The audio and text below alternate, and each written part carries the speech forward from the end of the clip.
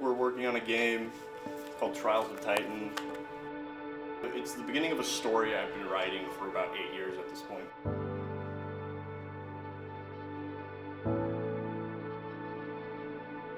It's a roguelike horde shooter with a very creative aspect. It's a roguelike with a story, which is very uncommon, but it finally being realized, which is really exciting.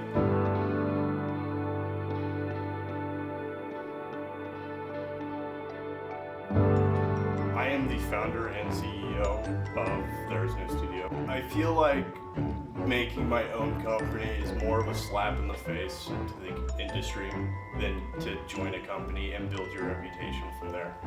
T.I.N Studio, originally, the name was kind of a gimmick that was unique yet like iconic. We want to break the norms of traditional modern day media. I'm hoping that T.I.N Studio can be that cold shock to everyone else in the industry and create a new standard of entertainment.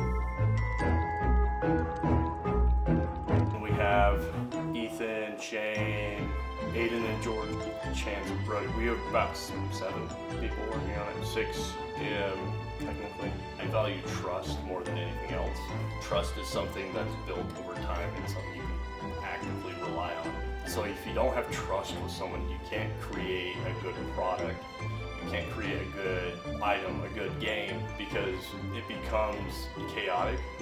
I trust my friends more than anyone else. They've been with me since day one.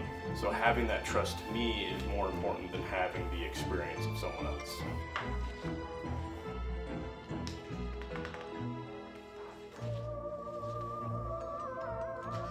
I kind of fell in love with the idea that you can create something and bring it to life, bring it to the people so that the people can appreciate it as you have. All of that stems back to when I was a kid and my mom had a computer. Yeah, I used to sit there, I was like 5 or 6, I used to sit there at my mom's computer and write these stories. My first story ever was a story about a kid who creates a time machine, who goes back in time with the dinosaurs, and then has to find his way back.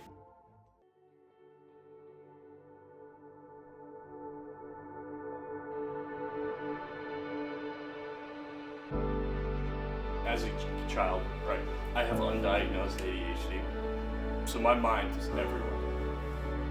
Specifically, my mind, I hyperfixate on a lot of things, so I can focus on a topic for about 6 or 8 hours at a time and lose complete track of time while doing it. And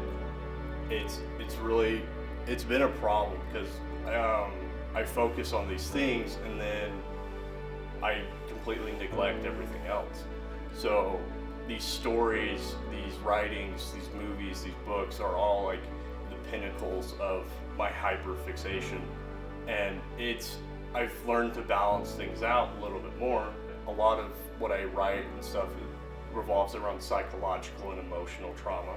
I wouldn't say something I've experienced, like I've had depression and I've had like interesting thoughts. I've never experienced trauma. I've read a lot of psychology, I've read a lot of writings about trauma and stuff. I really love to get like making things emotional so that the characters feel grounded, so that the audience can feel in tune with it. A lot of us are working right now. We're working 9 to 5 jobs. We're saving up money to have to work third-party jobs to maintain this flow of income. And so we have to basically find time to make for the studio. I'm currently working 2 other jobs. And so I've been paying it for everything, trademarks, website domains, all that. Business license, everything that has needed to be purchased by the studio has been through me, and I've worked really hard to do it. I've spent a lot of hours at work to do it, and the biggest reason why we want to start crowdfunding is so we can start working on the studio full time. We've got to build a reputation with the community more than anything else. Because the community, to me, is a really important part of having and maintaining a really good reputation and a really good studio. We plan on engaging with the community that invests in the Kickstarter. We plan on engaging with the community that we build from the Kickstarter and nurturing it and letting it grow. crowdfunding is one way to go, where we have Kickstarters and we can give people constant updates while receiving donations to create these games. And then upon release of these products, we maintain them, maintain that good connection to the community, and we just snowball effect from